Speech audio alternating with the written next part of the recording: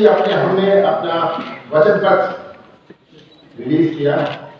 Bharatiya Janata party हमारे वचन पत्र के बारे में कोई टिप्पणी नहीं करती, पर घुमा फिरा के ऐसी बात करती है और हमारे मुंह में वो शब्द डालना चाहती है जो ना तो हमारी भाषा है ना तो हमने कहा है।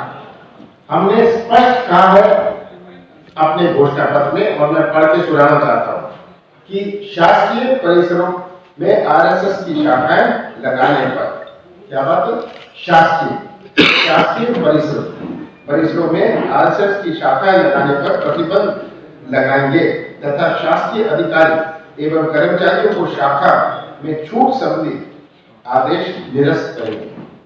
उमा भारती जी जब मुख्यमंत्री थी, क्या ये आदेश थे? क्या ये लागू था?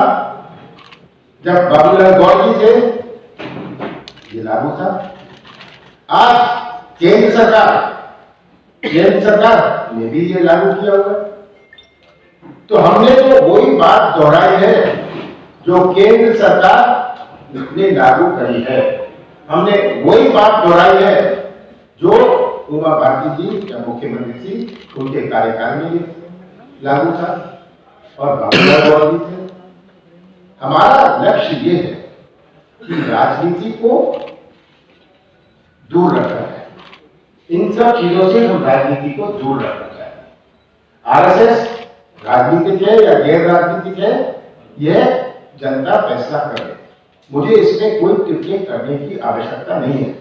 आरएसएस को पूरी छूट है शाखाएं लगाने का, केवल सरकारी शासकीय परिसरों में नहीं है, जो हर जगह हर प्रांत में जहां भारतीय जनता पार्टी की सरकार है ये नियम है।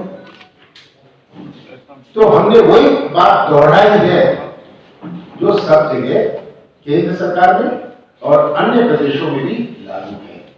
तो आपको लग रहा है बेवजह का विवाद हो गया आपके घोषणा पत्र को लेकर? विवाद की बात नहीं है, क्योंकि भारतीय जनता पार्टी आज हमारे वचन पत्र के बिंदुओं पर कुछ बोल नहीं पा रही।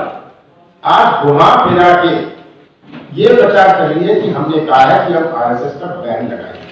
ये हमने ना कहा है, ना हमारी मंशा है, और किसी कांग्रेस जन ने और मैंने कभी ये शब्द का उपयोग नहीं किया। जब चुनाव आता है इनको राम मंदिर याद आता है। 1.5 महीने पहले मध्य प्रदेश और अन्य प्रदेशों के चुनाव में इन्होंने राम मंदिर की बात करनी फिर से शुरू कर दी।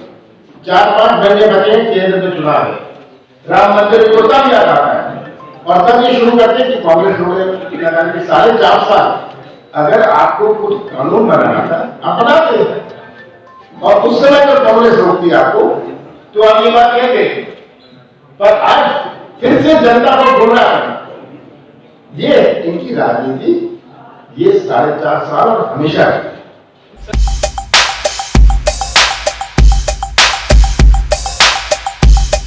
असलियतों के लिए कुछ भी नहीं है खास। इस चुनाव के अंदर कांग्रेस ने जो सेकुलरिज्म का एक मास्क लगा के रखी थी वो मास्क उतार के फेंक दिया।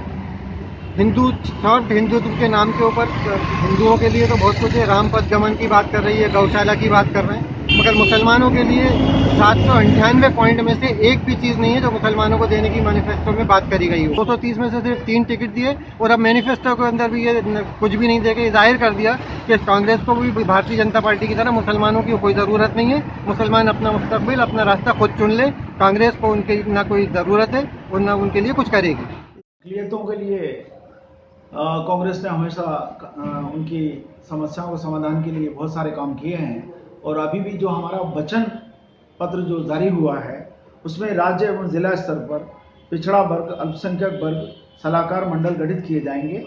साथ ही पिछड़ा वर्ग विभाग के बजट में बढ़ोतरी करेंगे तथा पिछड़ा वर्ग उप योजना लाएंगे। और बीजेपी सरकार के अंदर जितनी भी योजनाएं थी जो कांग्रेस शासन में लेकर आए थे, चाहे वो मदरसा बोर्ड हो, चाहे उर्दू अकादमी हो, चाहे वक्फ बोर्ड हो, ये सारी संस्थाओं को उन्होंने पूरी तरह से बंद कर दिया। इसका ये पुनर्गठन आज तक नहीं कर पाए हैं।